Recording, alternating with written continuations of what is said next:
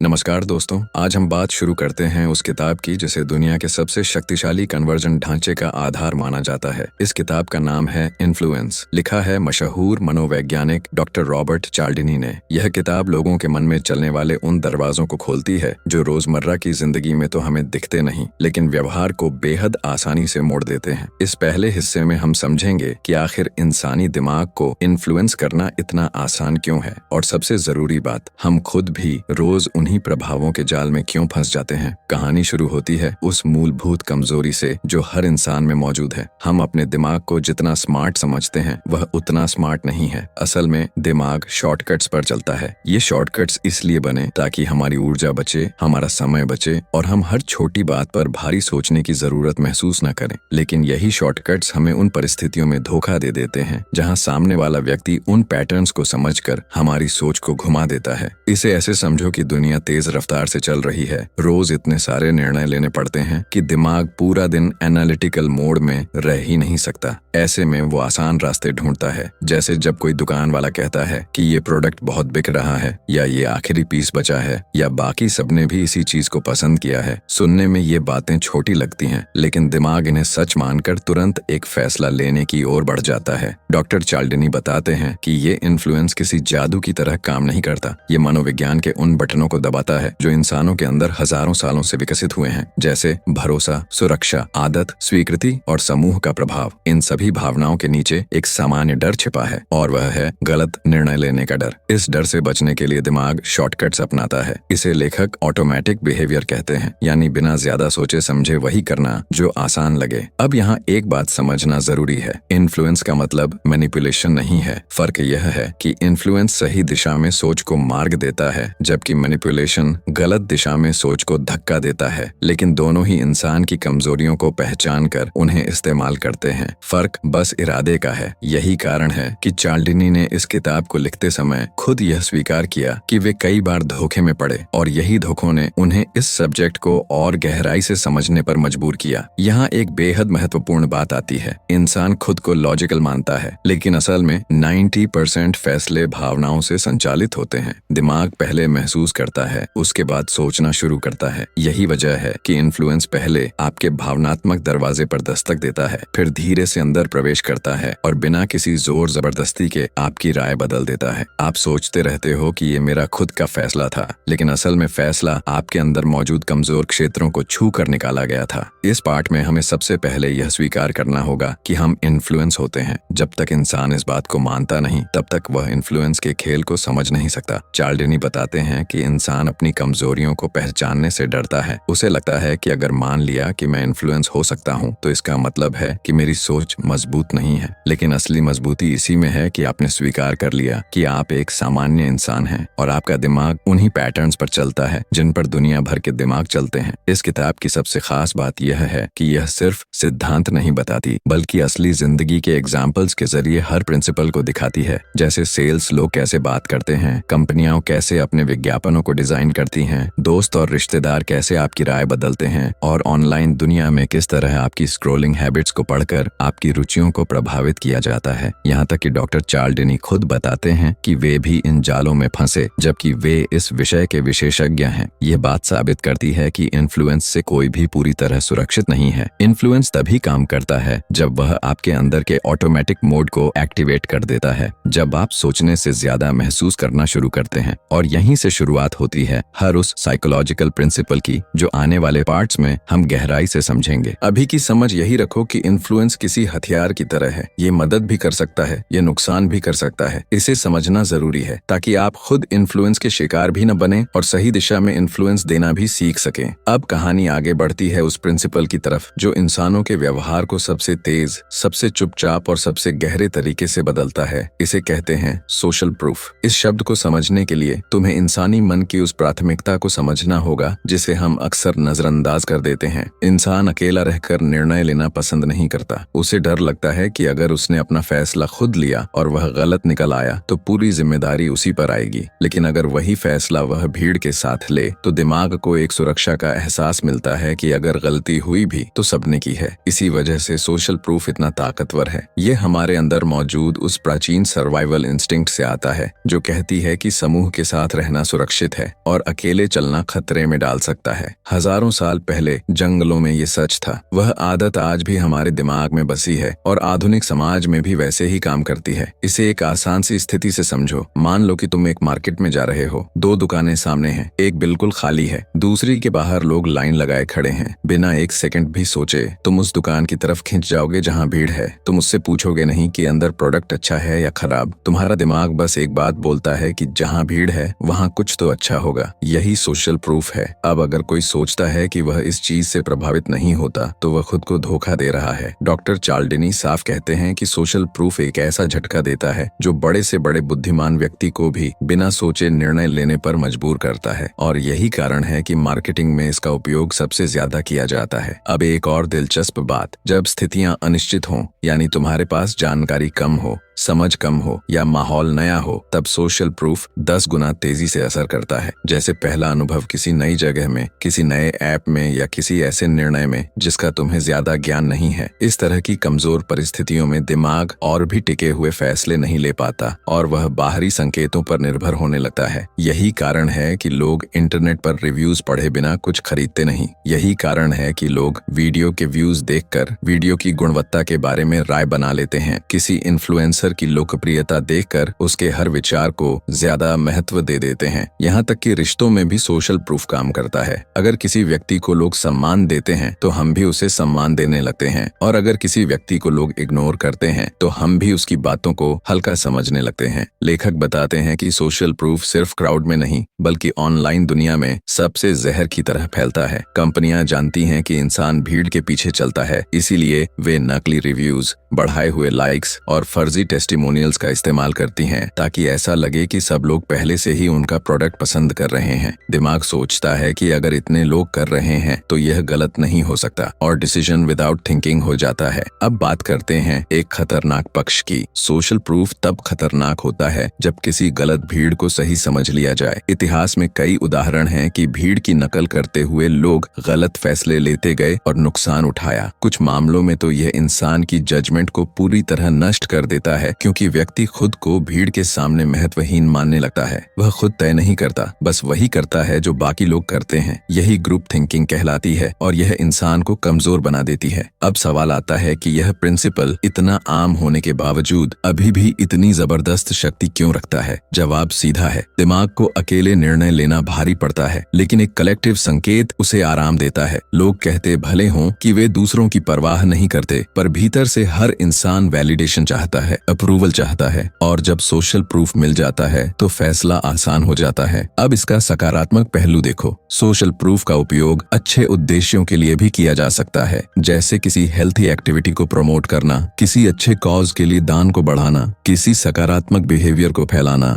जब लोग देखते हैं कि बाकी लोग भी वही कर रहे हैं तो उनके लिए अच्छा कदम उठाना आसान हो जाता है। लेकिन अगर तुम खुद सोशल प्रूफ के शिकारी बनना नहीं चाहते तो तुम्हें एक नियम याद रखना पड़ेगा। जब भी तुम डिसीजन लेने लगो और दिमाग में यह विचार उभरे कि सब कर रहे हैं इसीलिए मैं भी करूंगा, तब खुद को रोक कर एक सवाल पूछो कि क्या मैं यह चीज सच में चाहता हूँ या बस भीड़ देखकर आकर्षित हो रहा हूँ। यह सवाल छोटा है लेकिन इन्फ्लुएंस के उस फंदे को काट देता है जिसमें ज्यादातर लोग फंस जाते हैं। सबसे अहम बिंदु, सोशल प्रूफ तब सबसे प्रभावी होता है जब सामने वाला व्यक्ति तुम्हारे जैसा होता है। सिमिलैरिटी विश्वास पैदा करती है और सिमिलैरिटी इन्फ्लुएंस को तेज करती है। उदाहरण के लिए, अगर तुम किसी ऐसे व्यक्ति की रिव्यू सुनो जो तुम्हारे शहर से है, तुम्हारे उम्र का है या तुम्हारे बैकग्राउंड जैसा है, तो तुम्हें उसकी बात ज्यादा भरोसेमंद लगेगी। कंपनियां इसी बात का फायदा उठाती हैं और ऐसी भाषा या ऐसे चेहरे दिखाती हैं जो टारगेट ऑडियंस जैसे हों। इससे दिमाग को लगता है कि यह रिकमेंडेशन सच में मेरे जैसा कोई व्यक्ति दे रहा है। यानी सोशल प्रूफ सिर्फ भीड़ नहीं बल्कि समानता वाली भीड़ का प्रभाव है, और इसी वजह से यह प्रिंसिपल आधुनिक दुनिया में लगभग हर क्षेत्र में उपयोग होता है। चाहे बिजनेस हो या पॉलिटिक्स, सोशल मीडिया हो या रोजमर्रा की जिंदगी, लोग वही करते हैं जो उन्हें दिखाया जाता है कि बाकी लोग कर रहे हैं। अब कहानी बढ़ती है उस प्रिंसिपल की ओर जो इन्फ्लुएंस की दुनिया में सबसे खतरनाक और सबसे भरोसेमंद दोनों माना जाता है। इसे कहते हैं कमिटमेंट और कंसिस्टेंसी। यह प्रिंसिपल इतना ताकतवर है कि एक बार एक्टिवेट हो जाए तो इंसान अपने ही पुराने फैसले का गुलाम बन जाता है। वह सही हो या गलत, बस उसे निभाने के लिए दिमाग खुद को मजबूर करता रहता है। और यही वजह है कि सेल्स, राजनीति, रिश्ते रिश्ते, सोशल मीडिया, सब जगह इस प्रिंसिपल का उपयोग सबसे ज्यादा किया जाता है। इसे गहराई से समझने के लिए इंसान की एक कमजोर आदत को जानना पड़ेगा। इंसान ऐसा प्राणी है जिसे लगता है कि अगर उसने एक बार कोई बात कह दी, कोई कदम उठा लिया, कोई राय बना ली, तो उसे बदलना कमजोरी है। उसे लगता है कि अगर वह राय बदल लेगा तो लोग उसे कमजोर, अस्थिर या भरोसे लायक नहीं समझेंगे। इस डर की वजह से इंसान अपने ही पुराने शब्दों और व्यवहार का बोझ उठाता रहता है। चार्ल्डनी बताते हैं कि कमिटमेंट का खेल वहीं से शुरू होता है जहां इंसान एक छोटा सा फैसला लेता है, बेहद छोटा, अक्सर इतना छोटा कि वह खुद भी उसे गंभीर नहीं मानता, लेकिन यही छोटा फैसला आगे चलकर कंसिस्टेंसी एक्टिवेट कर देता है। और कंसिस्टेंसी एक्टिवेट होते ही इंसान उसी दिशा में चलता जाता है, चाहे वह दिशा उसके लिए सही हो या गलत। उदाहरण के लिए, अगर किसी व्यक्ति ने एक बार किसी दुकान पर एक सस्ता सा प्रोडक्ट खरीदा तो उसका दिमाग उस दुकान के प्रति भरोसा बनाने लगता है। अगली बार वह बड़ा वाला प्रोडक्ट भी वहीं से खरीदने की सोचने लगेगा, क्योंकि उसका दिमाग कहता है कि मैंने पहले भी यहाँ से लिया था तो अब भी सही होगा। वह खुद को समझाता है कि मैं एक स्थिर इंसान हूँ, मैं एक जैसा व्यवहार करता हूँ और मैं अपने फैसलों पर टिकता हूँ। यह दिमाग की कंसिस्टेंसी है। अब इससे भी ज्यादा दिलचस्प बात यह है कि कमिटमेंट हमेशा बाहरी नहीं होता। कई बार कमिटमेंट बिना बोले और बिना किसी सार्वजनिक बयान के भी बनता है। जैसे जब तुम अपने दिमाग में सोचते हो कि मैं आज से फिट रहूंगा, तुमने किसी को नहीं बताया, लेकिन तुमने खुद से एक कमिटमेंट बना लिया। अब जब तुम्हें कोई चीज टकराएगी जो उस कमिटमेंट के खिलाफ होगी तो तुम्हारे अंदर एक हल्की बेचैनी उठेगी। ये बेचैनी बताती है कि कंसिस्टेंसी काम कर रही है, लेकिन इन्फ्लुएंस का खेल यही नहीं रुकता। चार्ल्डनी बताते हैं कि अगर कमिटमेंट को पब्लिक कर दिया जाए, यानी व्यक्ति ने अपने शब्दों को लोगों के सामने बोल दिया, तो कंसिस्टेंसी की ताकत कई गुना बढ़ जाती है, क्योंकि अब सिर्फ दिमाग को नहीं बल्कि बाहरी दुनिया को भी संतुष्ट करना होता है। लोग क्या सोचेंगे, यह डर इंसान को अपने पुराने फैसले से बांधे रखता है। इसी वजह से सेल्स लोग अक्सर ये सवाल पूछते हैं कि आपको यह चीज पसंद आई या नहीं। जैसे ही तुम कहते हो हाँ, बस पहला कमिटमेंट बन जाता है और दिमाग कंसिस्टेंसी एक्टिवेट कर देता है। अब इस प्रिंसिपल का सबसे खतरनाक रूप समझो। कई बार लोग गलत व्यवहार को भी जस्टिफाई करने लगते हैं क्योंकि उन्होंने पहले कमिटमेंट ले लिया था।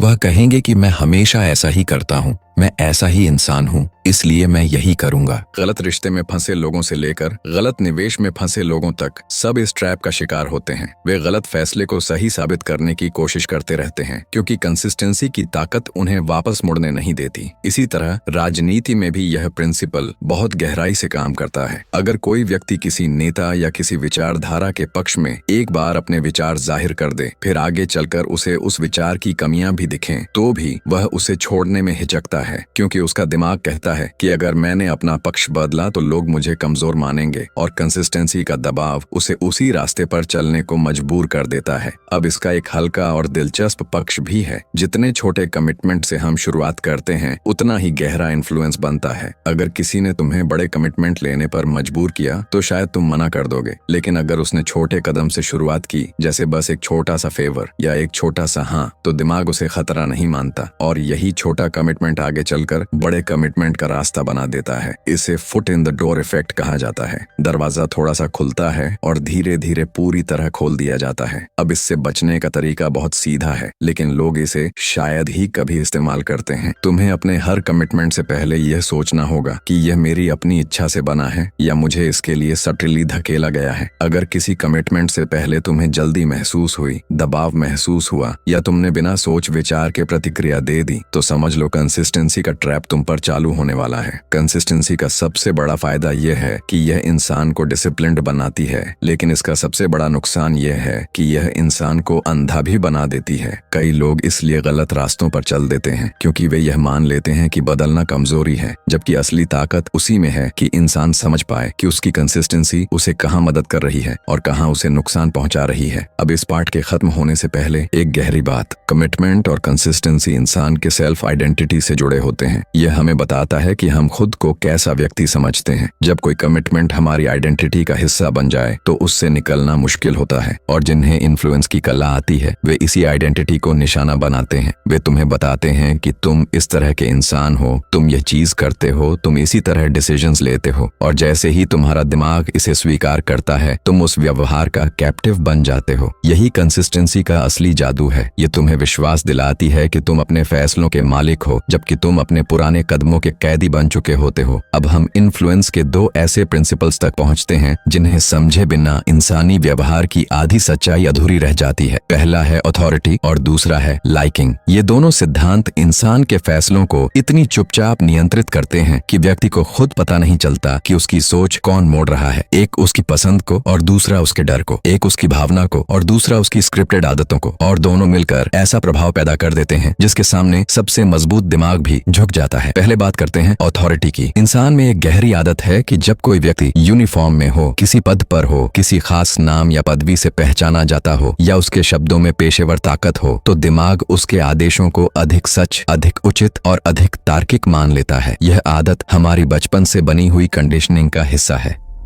बचपन में हम माता पिता की अथॉरिटी मानते हैं, स्कूल में शिक्षक की सोते हैं, बड़े होकर ऑफिस में बॉस की और समाज में प्रतिष्ठित लोगों की।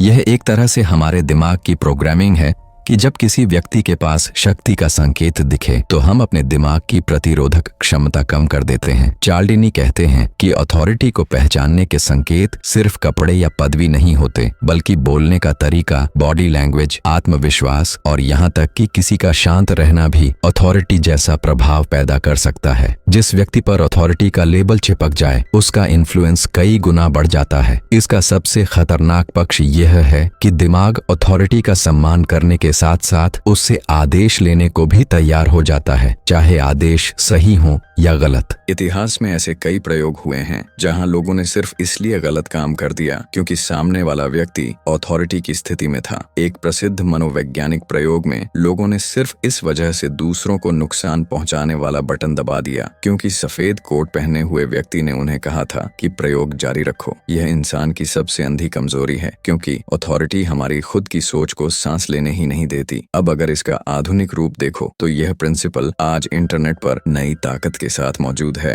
अगर कोई व्यक्ति किसी विषय पर विशेषज्ञ दिखा दिया जाए, उसकी बायो में बड़े बड़े शब्द लिख दिए जाएं, उसकी आवाज को कॉन्फिडेंट टोन में प्रस्तुत कर दिया जाए, तो लोग उसकी हर बात पर आंख बंद करके विश्वास कर लेते हैं। यहाँ तक कि अगर उसके पास वास्तव में कोई ज्ञान नहीं हो तब भी अथॉरिटी का भ्रम पर्याप्त होता है। अब दूसरी तरफ आता है लाइकिंग का सिद्धांत। यह बाहरी शक्ति की तरह नहीं बल्कि भावनात्मक दरवाजे की तरह काम करता है। इंसान उसे ज्यादा मानता है जो उसे पसंद आता है, और यह पसंद बहुत छोटी छोटी चीजों से बनती है, जैसे किसी का बोलने का अंदाजा, किसी का मुस्कुराना, तुम्हारे जैसा व्यवहार होना, समानता महसूस होना या फिर बस उनकी उपस्थिति का गर्मजोशी भरा एहसास। इंसान पसंद किए जाने वाले व्यक्ति के प्रति सॉफ्ट हो जाता है। ये प्रिंसिपल इतना सामान्य लगता है कि लोग इसकी शक्ति को अंडर एस्टिमेट कर देते हैं, लेकिन हकीकत ये है कि लाइकिंग का प्रभाव अक्सर रीजनिंग के मुकाबले ज्यादा मजबूत होता है। अगर कोई इंसान तुम्हें पसंद है तो तुम उसके तर्कों को बेहतर मानते हो, उसकी कमजोरियों को नजरअंदाज करते हो, उसके सुझावों को ज्यादा सही महसूस करते हो। यहाँ तक कि कई बार तुम उसकी बातों को तर्क से नहीं बल्कि भावना से स्वीकार करते हो। इस लाइकिंग का एक दिलचस्प तत्व है सिमिलैरिटी, यानी समानता। इंसान उन्हें पसंद करता है जो किसी न किसी तरह उसके जैसे हों। जैसे अगर कोई कहे कि वह तुम्हारे शहर से है, तुम्हारी भाषा बोलता है, तुम्हारी रुचि जैसी रुचियां रखता है या तुम्हारे जैसे हालात में रहा है, दिमाग तुरंत उसका पक्ष ले लेता है। यह समानता एक भावनात्मक पुल की तरह काम करती है जिस पर इन्फ्लुएंस आसानी से चलकर तुम्हारे दिमाग तक पहुंच जाता है। अब बात करते हैं कॉम्प्लीमेंट यानी तारीफ की। यह लाइकिंग का सबसे आसान हथियार है। लोग समझते हैं कि वे तारीफ से धोखा नहीं खाते, लेकिन ऐसा सोचना मूर्खता है। इंसान तारीफ को इतना गहराई से पसंद करता है कि छोटी सी सच्ची या झूठी तारीफ भी उसके अंदर लाइकिंग पैदा कर देती है, और लाइकिंग एक बार बन गई तो इन्फ्लुएंस अपने आप होने लगता है। और इसका सबसे चुपचाप काम करने वाला हिस्सा है फेमिलियरिटी। जिस चीज से हम बार बार सामना करते हैं वह धीरे धीरे हमें पसंद आने लगती है, चाहे वह कोई चेहरा हो, ब्रांड हो, आवाज हो या विचार। बार बार एक्सपोजर लाइकिंग पैदा करता है और लाइकिंग इन्फ्लुएंस पैदा करती है। इसीलिए कंपनियां अपना लोगो, चेहरा, आवाज बार बार दिखाती हैं, क्योंकि फेमिलियरिटी लाइकिंग में बदलती है बिना कि हमें खुद इसका एहसास हो। अब यह समझो कि अथॉरिटी और लाइकिंग एक साथ मिल जाएं तो इन्फ्लुएंस का स्तर किस हद तक खतरनाक हो जाता है। एक ऐसा व्यक्ति जो सत्ता का संकेत संकेत भी देता हो और भावनात्मक रूप से भी पसंद आता हो, वह लोगों पर सबसे गहरी पकड़ रखता है। उसके शब्दों को चुनौती देना मुश्किल होता है, उसके सुझाव को गलत मानना कठिन होता है और उसकी बातों पर सवाल उठाना लगभग असंभव हो जाता है। अब सवाल यह है कि इससे खुद को कैसे बचाया जाए। जवाब शॉर्ट में आसान है, लेकिन अमल में कठिन। जब भी कोई व्यक्ति तुम पर प्रभाव डालने की कोशिश करे, खुद को यह पूछो कि मैं उसकी बात मान रहा हूँ क्योंकि वह पसंद है या क्योंकि वह सही है, या मैं उसकी बात को स्वीकार कर रहा हूँ क्योंकि वह अधिकार की स्थिति में है या क्योंकि उसका तर्क मजबूत है। यह दो सवाल तुम्हें इंस्टेंटली इन्फ्लुएंस के खतरे से बचा लेते हैं। अब इस पार्ट का सबसे गहरा बिंदु, इंसान की समस्या यह नहीं कि वह लाइक्ड और अथॉरिटेटिव लोगों से इन्फ्लुएंस होता है। समस्या यह है कि इंसान यह मानता है कि वह इन्फ्लुएंस नहीं हो रहा। असल खतरा इग्नोरेंस है, इन्फ्लुएंस नहीं। और यह समझ लेते ही इंसान मानसिक रूप से मजबूत हो जाता है। अब कहानी पहुंचती है उस जगह जहां इन्फ्लुएंस सिर्फ दिमाग पर नहीं, दिल और पहचान पर असर डालता है। पिछले सभी प्रिंसिपल्स इंसान के फैसलों को हिलाते हैं, लेकिन यूनिटी और स्कैरसिटी वो जगह है जहां इंसान अपनी आइडेंटिटी दांव पर लगा देता है। यूनिटी को समझने के लिए सबसे पहले ये समझना जरूरी है कि इंसान किस चीज से सबसे ज्यादा इन्फ्लुएंस होता है। Not logic, not information, not reward. Influence सबसे तेज तब लगता है जब कोई चीज हमारे बिलोंगिंग, हमारे परिवार, हमारे अपनेपन से जुड़ जाती है। यूनिटी का मतलब होता है जब दूसरा इंसान अलग नहीं लगता बल्कि अपना लगता है, जब लगता है कि हम और वो एक ही टीम में हैं, जब लगता है कि ये सिर्फ एक प्रोडक्ट, सर्विस या आइडिया नहीं है बल्कि हमारे ही ग्रुप का हिस्सा है। और ये चीज इतनी ताकतवर होती है कि लोग ऐसे फैसले ले लेते हैं जो सामान्य हालत में वो कभी नहीं लेते। चल्डीनी ने इस प्रिंसिपल को सबसे बाद में रखा क्योंकि इन्फ्लुएंस की सारी सीढ़ियां चढ़ने के बाद इंसान की सबसे गहरी लेयर आइडेंटिटी होती है, और आइडेंटिटी जहां शामिल हो जाए, इन्फ्लुएंस वहां रेजिस्टेंस को लगभग खत्म कर देता है। सोचो, एक बच्चे को कैसे मनाया जाता है। उसे ये नहीं कहा जाता कि ये फल खाओ क्योंकि इसमें पोषण है। उसे ये कहा जाता है कि तुम और मैं एक ही टीम में हैं और हमारी टीम ऐसा करती है। बच्चा तुरंत मान जाता है क्योंकि उसे लगता है कि अपनेपन के नाम पर ली गई हर बात सही होती है।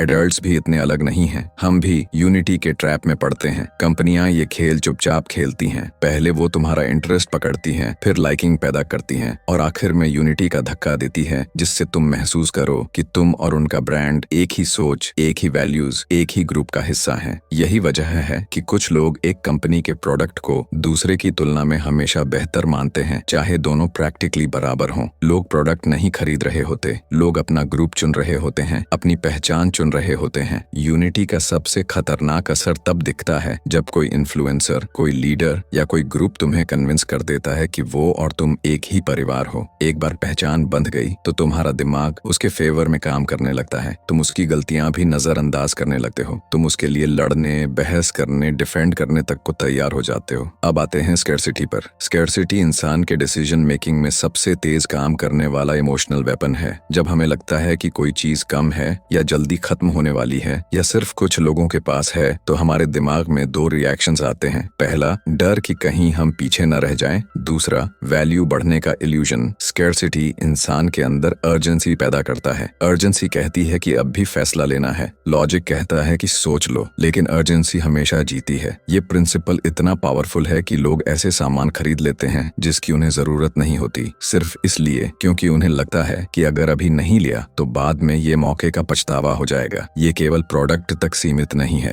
अपॉर्चुनिटीज में, रिलेशनशिप्स में, जॉब्स में, इन्वेस्टमेंट्स में, हर जगह स्कैरसिटी का खेल चलता है। जब एक जॉब पोस्टिंग लिखती है कि लिमिटेड सीट्स हैं, लोग तुरंत अप्लाई करते हैं बिना ये सोचे कि जॉब फिट भी है या नहीं। जब एक वेबसाइट कहती है कि सिर्फ कुछ लोगों के लिए स्पेशल एक्सेस है, लोग समझते हैं कि ये कुछ खास है सिर्फ इसलिए क्योंकि ये सभी को नहीं मिल रहा। जब एक इन्फ्लुएंसर कहता है कि ये चीज सिर्फ मेरे कम्युनिटी के लोगों के लिए है, तुम्हें लगता है कि ये तुम्हारे बिलोंगिंग का हिस्सा है और तुम तुरंत उसकी तरफ खिंच जाते हो। अब सोचो क्या होता है जब यूनिटी और स्कैरसिटी एक साथ इस्तेमाल हो। ये इन्फ्लुएंस की सबसे घातक कॉम्बिनेशन है। पहले तुम्हें ये महसूस कराया जाता है कि तुम और ब्रांड, तुम और इन्फ्लुएंसर, तुम और ग्रुप एक ही टीम हो। फिर तुम्हें बोला जाता है कि ये चीज सिर्फ हमारी टीम के लोगों के लिए है और ये लिमिटेड है। उस समय इंसान लॉजिक खो देता है। वो सिर्फ एक चीज समझता है, अगर ये हमारी टीम की चीज है और थोड़े समय के लिए है तो इसे अब भी लेना जरूरी है। ये कॉम्बिनेशन लोगों को ऐसे फैसले लेने पर मजबूर करता है जो वो नॉर्मल हालत में कभी नहीं करते। चिल्डिनी बार बार इस बात पर जोर देता है कि इन्फ्लुएंस का मकसद मैनिपुलेशन नहीं होना चाहिए। इन्फ्लुएंस का सही इस्तेमाल तब है जब उसे किसी की भलाई, किसी पॉजिटिव इंटेंशन के साथ उपयोग किया जाए, क्योंकि ये प्रिंसिपल्स न्यूट्रल हैं। इनका इस्तेमाल कोई भी कर सकता है, अच्छा भी और बुरा भी। यूनिटी लोगों को जोड़ सकती है, लेकिन गलत हाथों में वो लोगों को अंधा भी कर सकती है। स्कैर्सिटी लोगों को मोटिवेट कर सकती है, लेकिन गलत हाथों में वो उन्हें डर के आधार पर फैसले लेने पर मजबूर कर सकती है। इसलिए चिल्डिनी की मुख्य चेतावनी यह है कि इन्फ्लुएंस को समझना